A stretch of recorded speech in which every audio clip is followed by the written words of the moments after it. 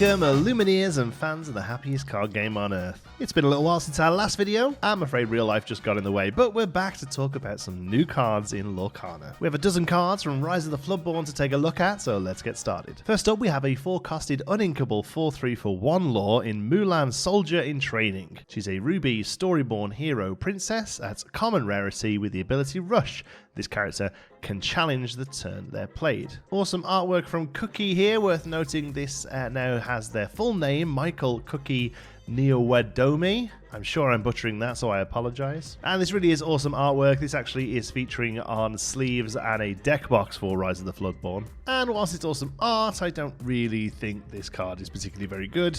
She's basically a mini version of Maui, but does have the upside that she's able to quest for 1 lore. But that unink ability is really going to hold her back. I definitely think she'll see play in limited formats where she's basically pseudo removal, but other than that, unless this princess classification really starts to mean something, I don't necessarily see Mulan getting much play. Next up, a 3-costed inkable action in Emerald, Hypnotize. Each opponent chooses and discards a card, and then you draw a card. Lauren Levering doing awesome art on this common. Really great art here. I'm sure the cold foil is going to look awesome on the eyes there. And I don't actually think this card is terrible. It's maybe a little expensive at 3, but it does replace itself and does a similar job to You Have Forgotten Me in a colour that perhaps cares more about it and doesn't leave you at a net negative. I think you're only really building this if you're playing a full deck full of different actions and hand disruption stuff, but I actually can see this getting some play. Next up, we'll take a look at the 3 OP kit cards that were half shown with the OP kit release a couple of weeks ago, but we now have the full versions of them. We already covered Cinderella Knight in Training, but now we're going to take a look at the other 3 that were all sort of half hidden in the fan on the original image. First up, we have a 4-costed inkable 2/3 in Ruby, Minnie Mouse Wide-Eyed Diver. She's a Floodborn hero with Shift 2, Evasive, and Undersea Adventure. Whenever you play a second action in a turn, this character gets +2 lore this turn. 1 lore on her normally for this rare card with artwork by Adam Fenton. The artwork is awesome. It clearly looks like she's moving into Ursula's cave there, and I think narratively this is an important card in the lore of Lorcana, and it's actually a really interesting design space as well. She can come down on turn 2 if you play her on top of Minnie Mouse Always Classy, giving you an evasive quester, which on its own is actually pretty good. We have to be careful here not to fall into triggered ability syndrome, as I think it's going to be difficult to get her ability there to pop off very often.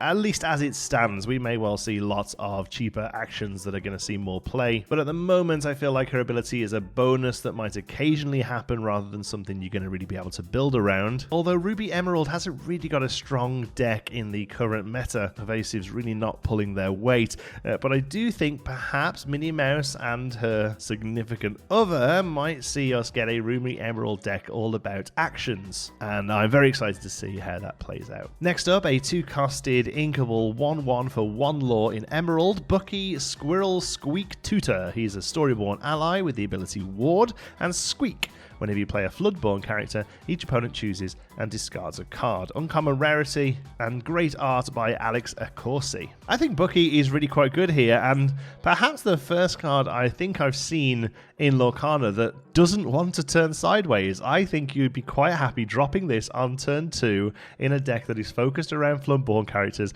and just leaving it there. With its ward ability, it's going to be quite difficult to shift outside of AoE removal, and it's just going to give you value on your Floodborn plays. One of my favorite decks at the moment is a high 5 Emerald Sapphire deck that, with some of the cards that we've seen from Rise of the Floodborn, definitely could shift towards a Floodborn focus deck that Bookie would fit perfectly into. I'm very excited about this card. I know it's Emerald, I know I'm just obsessed with Emerald cards, but I really like this one. And the last one is Robin Hood Capable Fighter, a 2-costed uninkable 1/3 for 1 lore in Steel. He's a Dreamborn hero with the ability Skirmish. You can exert him to deal 1 damage to chosen character. Great art on this uncommon from Nuka. Love the look of this card. I'm not quite sure about how strong this one's going to be. Part of me looks at all of the upsides and just thinks it's really quite good. It's basically plasma, what's the one called that's really rubbish? Plasma gun, is it, in set 1? I don't know. It might start seeing play when we look at another card in a moment, but right now it doesn't.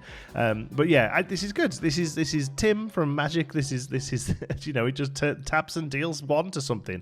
You know, this is a great way of getting rid of Lilos. I mean, the thing is, it would kill a Lilo anyway, but at least this gets to kill it maybe before it's exerted.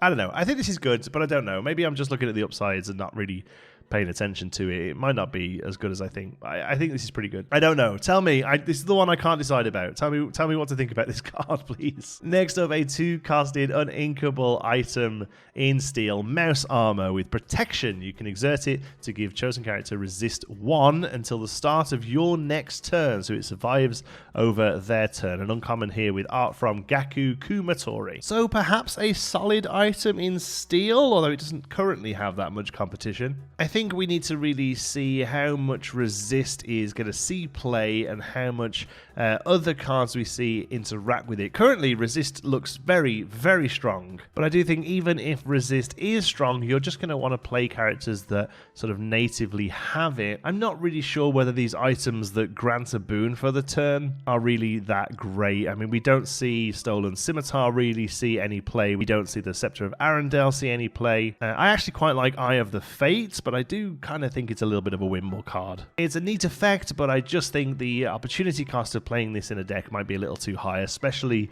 with that uninkable. Although I suppose there is no harm in having multiples of these out, as resist does stack. One thing I will say about this is the first card I believe to be spoiled in a content creator's Discord, and that's quite exciting. The girls over at Live Laugh Lorcana got to share this one on their Discord before anyone else, and that's awesome. They are easily some of my new favorite content creators. I listen to their podcast every single week, and you should too. Next up, a 3-costed uninkable 2/3 for 2 lore in Emerald, Panic Underworld Imp. He's a Storyborn ally with the ability I Can Handle It. When you play this character, chosen character gets +2 strength this turn. If the chosen character is named Pain, he gets +4 strength instead. Dual art here from Christina Churi and Mariana Marino on this common card. And I feel like this could have been uncommon and inkable, and it would have been much better, but honestly, it's not a terrible stat line for an Emerald card at 3. Although at the moment, it's fighting for space in that slot against Jasper, Common Crook, Cheshire Cat, not all there. Even Yargo, Loudmouth Parrot all see quite a bit of play at the moment, and the uninkability could be his downfall. I mean, clearly here it depends on what Pain is and how good Pain is as a card as to whether or not this will see play, but honestly, this isn't a terrible common for the stat line. I would take this all day long in a limited environment. It's mega but sticks around better. We'll see. I also think it's really interesting to look at the placement of Panic in the art and the sort of robes of Hades there. I do feel like we might see Pain as the other piece of this art and we get our first sort of montage piece. That would be awesome. Next up, a 1-costed inkable action in Emerald, Improvise. Chosen character gets +1 strength this turn. Draw a card. This common card has awesome art by Main Candalian. So I'll be honest with you, this one could basically say draw a card. The actual ability, chosen character gets +1 strength, I don't really see it seeing that much play. It might help something trade up, but for the most part, the reason why this card is exciting is because it's a cheap action in Emerald that replaces itself. This, along with Hypnotize that we saw earlier, I think they're starting to see the beginning of the Action Matters package that we didn't really see with the original Emerald stuff, but it was clearly hinted to with things like Mickey Mouse, Artful Rogue, Lady Tremaine, Wicked Stepmother. I think the only thing we need to see now to really flesh out this Emerald package is a character that gains a lore or readies itself whenever you play an action. We currently have Tamatoa, who gains lore from items, Ariel Who's It Collector, who readies when you play items, and we have this Beast card as well that cares about damaging. So I do think the space is there to see a character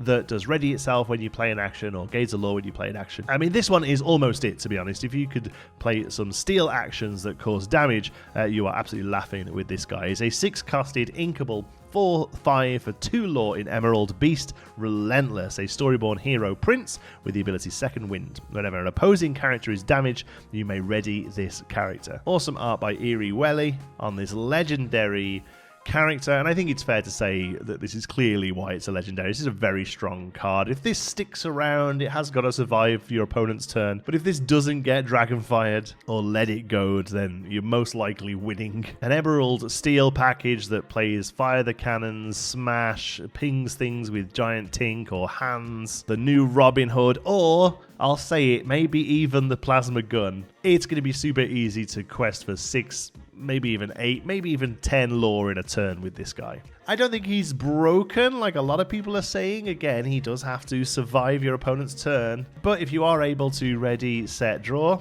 with the beast still up, you're going to be doing very, very beautiful things. But also not just targeted damage from steel. You're not going to be able to 2-for-1 a beast here, as he will ready as an opponent's character hits into him. Or even if he's exerted behind a bodyguard and they take out the bodyguard with one of their characters, he's going to ready himself before they get a chance to hit into him. Basically, this card demands targeted removal, or it's going to run away with the game, and frankly, that's exactly what a legendary should be doing. And then at time of recording, we had 2 new cards today, both of which from Raya and the Last Dragon. We have a 3-costed inkable item in Sapphire Fang Crossbow, an uncommon card with art from Antonia Fleshstig. Oh, I know I'm butchering that. I do apologize, Antonia. This is our first time seeing an item with multiple abilities that you can choose which one you activate. Very interesting to see. Love to see it, in fact, and I'm very excited for it in the future. Whether or not this one's any good, it really depends on a couple of different factors. First of all, careful aim. You can exert it and pay 2 lore to give chosen character -2 strength this turn. Or stay back. You can exert it to banish this item and banish chosen dragon character. So from the cards that we currently know of, this card might as well say banish this item, kill Maleficent Monstrous Dragon, as she is the only current dragon character we have in the set, but it's very clear that we're getting a Sisu card at least. But also we can perhaps expect that Sisu's brothers and sisters show up as cards. We know we're getting Madame Mim in this set, and she turns into a dragon. We're definitely seeing more from Mulan, so we can maybe see a Mushu card, who is obviously a dragon as well. So this could be the set of the dragons. But I still think, much like a lot of the other cards we have that name a particular classification or even character name, I'm not sure this one is that strong. If the game ever came out with sideboards, this is the sort of thing I would definitely sideboard and bring in if I needed it, and perhaps the fact that it's inkable is enough of a sideboard to just run this and use it as a combat trick. It's a Sapphire item. Obviously, a Sapphire cares about items, but I'm still not really sure whether this is any good, at least as it stands. If we get a load of amazing dragons, then, this one instantly gets better. And finally, a 2-costed uninkable action in Amber Last Stand. Banish chosen character who was challenged this turn. Awesome, incredible art, in fact, on this uncommon from Aisha Dermagambatova. And we have to have a little chat about this one because everyone is saying it's either incredible or terrible.